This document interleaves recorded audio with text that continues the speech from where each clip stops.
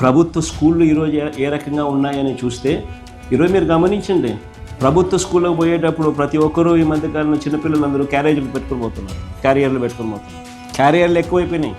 Almost ప్రతి పిల్లాడు క్యారియర్లు పెట్టుకొని పోతున్నాడు. ఎందుకు అని ఒక మాట అడగండి. తిండి అస్సలు బాగలేదన్నా, తినలేకపోతా ఉన్నామన్న మాట వస్తూ ఉంది. అప్పుడు కన్నా ఇప్పుడు బాగానే, ఇప్పుడు చిన్న బియ్యం చాలా బాగుంది. చాలా బాగుంటుంది సార్ ఫుడ్ అంతా. ఇంతకు ముందు కన్నా ఇప్పుడు చాలా బాగా పెడుతున్నారు. సన్నంగా ఉంటుంది బియ్యం, ఇంతకు ముందు లావుగా ఉండేది సార్ బియ్యం. ఇప్పుడు సన్న బియ్యంతో భోజనం బాగుందా? చాలా బాగుంది సార్. చాలా బాగుంది సార్. ఇక్కడే తినాలనిపిస్తుంది ఇంటి దగ్గర కన్నా. చారు, పప్పు, బిర్యానీ, చెక్కి అండ్ గుడ్డు పెడుతూ ఉంటాయి సార్. ఇంకా పులిహోర చాలా బాగుంది. చాలా టేస్టీగా కూడా ఉంది. చాలా బాగుంది, హ్యాపీగా అనిపిస్తుంది. చాలా బాగుంది సార్.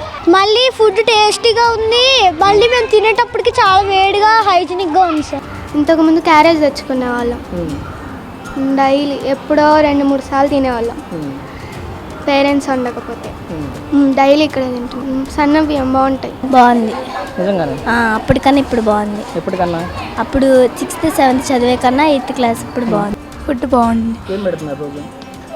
టమాటా బాత్, సాంబార్, పప్పు, ఎగ్, చిక్కీ, రైస్ అన్నీ పెడతారు. చాలా బాగుంది సార్. అదే ఏంటేంటి పెడతారు రోజు? పులిహోర పెడతారు, బిర్యానీ పెడతారు, చారు పెడతారు, మళ్ళీ పప్పు అన్నం పెడతారు, చక్కి ఇస్తారు, గుడ్డు ఇస్తారు సార్. అప్పుడు తినేవాళ్ళం కాదన్న, క్యారేజ్ తెచ్చుకునే వాళ్ళం. ఇప్పుడు బాగుందని చెప్పి డైలీ ఇక్కడే తింటున్నాము.